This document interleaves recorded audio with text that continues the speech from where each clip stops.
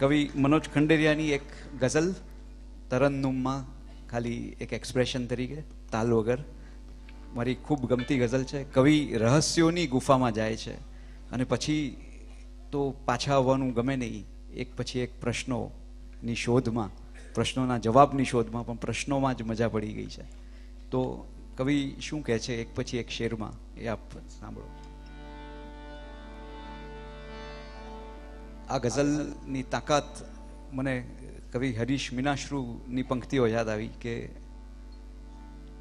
આ તો ગઝલ છે એ કંઈ ઢંઢેરો ના પીટે, સિમસિમ ખુલે રહસ્યો સમજૂને સાનમાં, બેઠા છે ખુદા તાલા, બેઠા છે ખુદા તાલા ગુજરાતી શીખવા, નિરખી અમારી ગઝલો ગુર્જર જબાનમાં. તો ગઝલ જુઓ. રહસ્યોની ગુફામાં જઈ નિસરવું યાદ આવ્યું નહીં. રહસ્યોની ગુફામાં જઈ નિસરવું યાદ આવ્યું નહીં. સમયસર ખુલ જા સિમ સિમ ઉચરવું યાદ આવ્યું નહીં. સમયસર ખુલ જા સિમ સિમ ઉચરવું યાદ આવ્યું નહીં. રહસ્યોની ગુફામાં જઈ નિસરવું યાદ આવ્યું નહીં.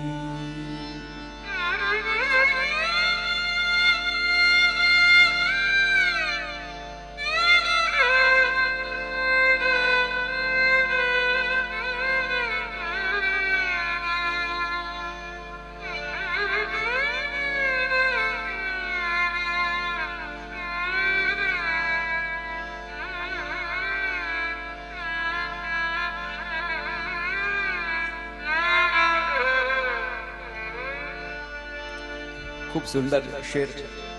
અમે જે બાળપણમાં ભીત પર દોર્યું સરળતાથી, અમે જે બાળપણમાં ભીત પર દોર્યું સરળતાથી, ઘણા યત્નો છતાં પાછું ચિતરવું યાદ આવ્યું નહીં. ઘણા યત્નો છતાં પાછું ચિતરવું યાદ આવ્યું નહીં.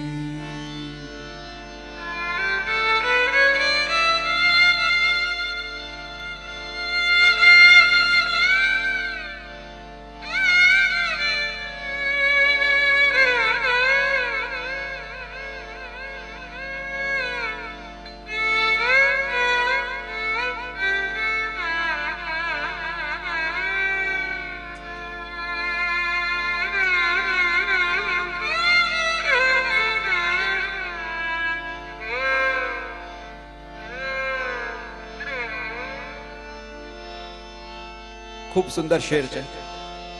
હતું એ હાથમાં ને રહી ગયું, એ હાથમાં એમ જ હતું, એ હાથમાં ને રહી ગયું, એ હાથમાં એમ જ ખરે ટાણે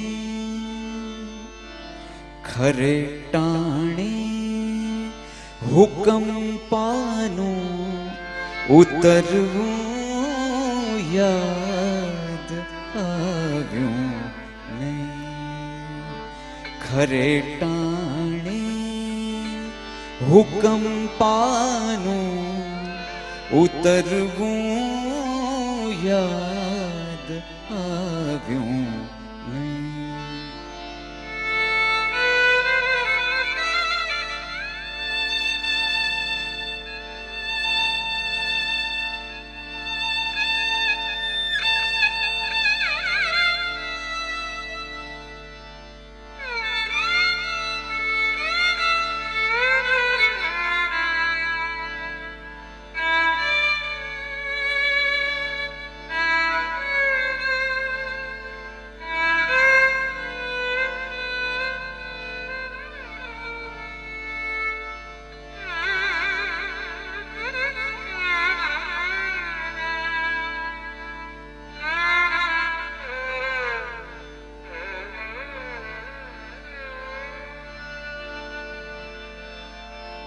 કલમ થી શાહી બદલે દર્દ છટકોર્યું છે કાગળ પર.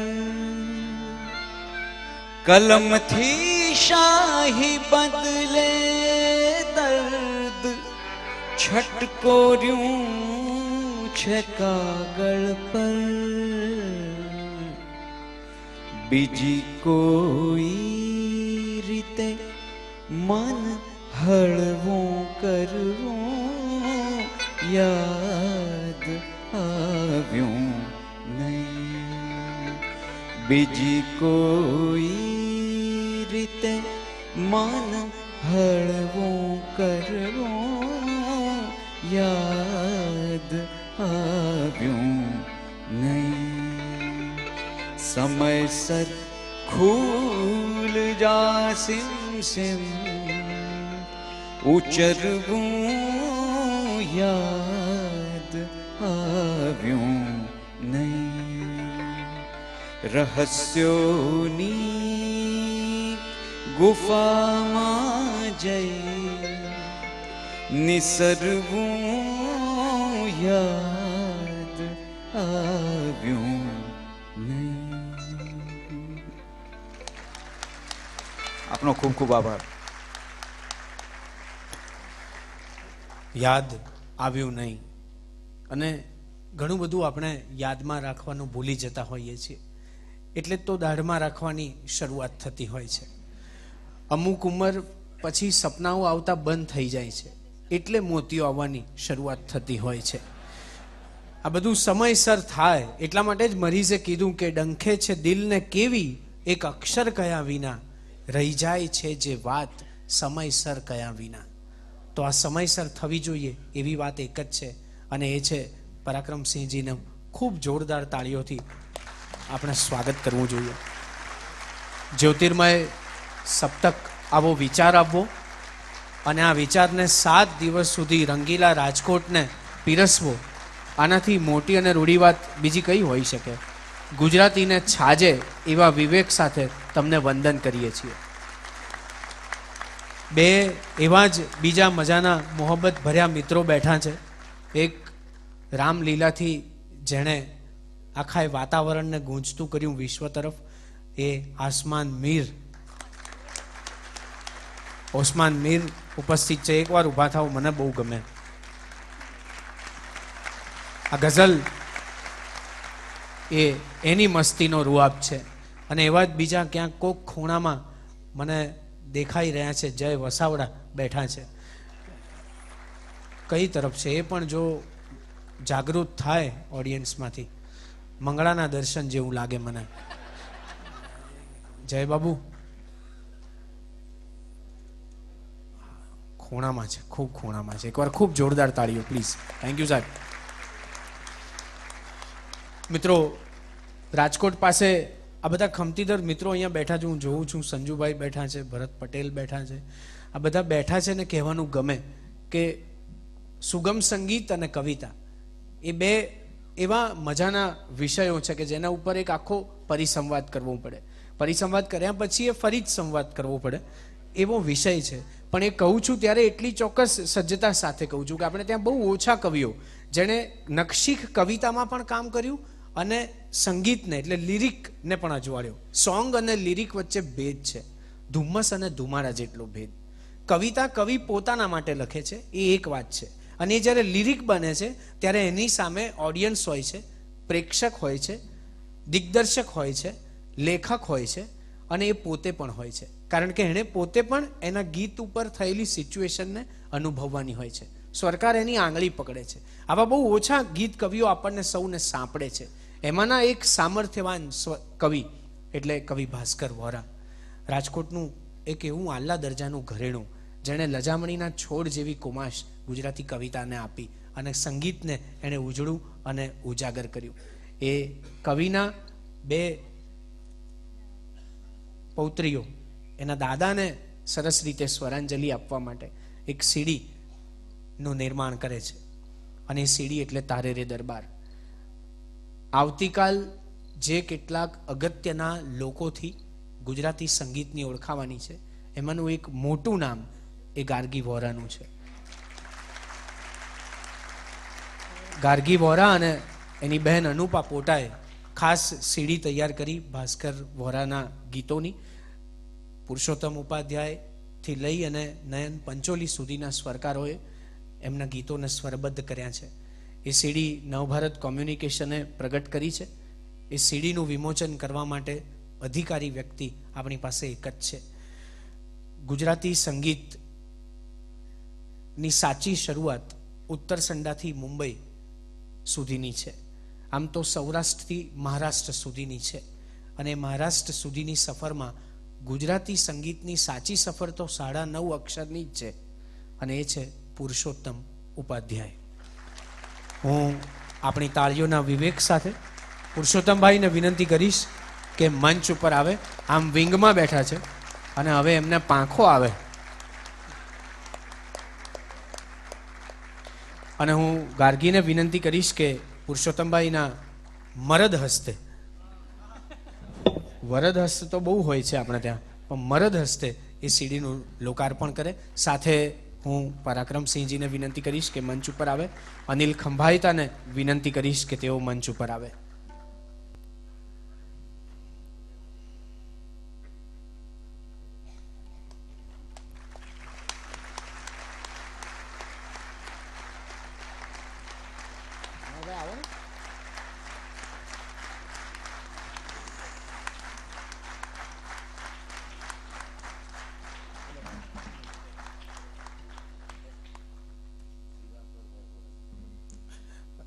દિવાકરભાઈ વોરાને પણ વિનંતી કે તેઓ મંચ ઉપર આવે. સૌથી વધુ આનંદ આજે એમને થતો હશે કે પિતાનું ઋણ અને પુત્રીઓનો ઋણ સ્વીકાર. સાચા પિતાની આ મનસ્થિતિ ઉમરા ઉપરના દીવા જેવી છે.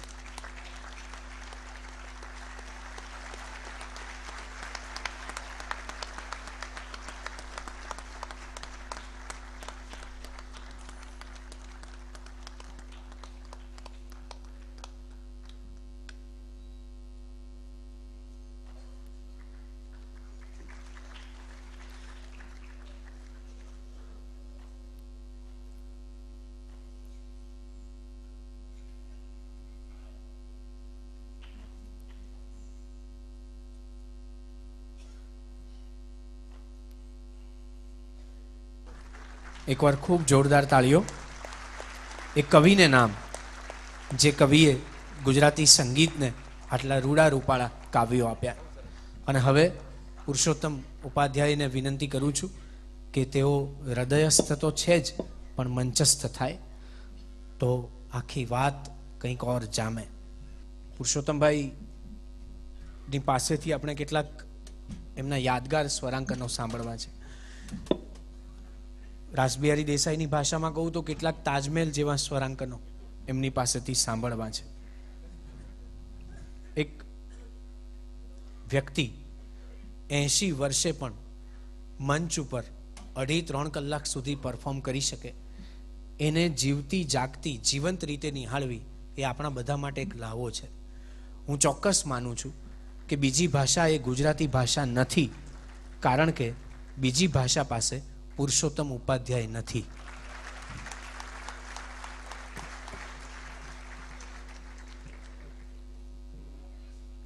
પુરુષોત્તમ ઉપાધ્યાય હોય, અવિનાશ વ્યાસના શબ્દો હોય, અને પછી માના દરબારમાં જો આપણે ના જઈએ તો મજા જ ન પડે. આવો મનને મંદિર કરવાની શરૂઆત કરીએ પુરુષોત્તમ ઉપાધ્યાયના કંઠે.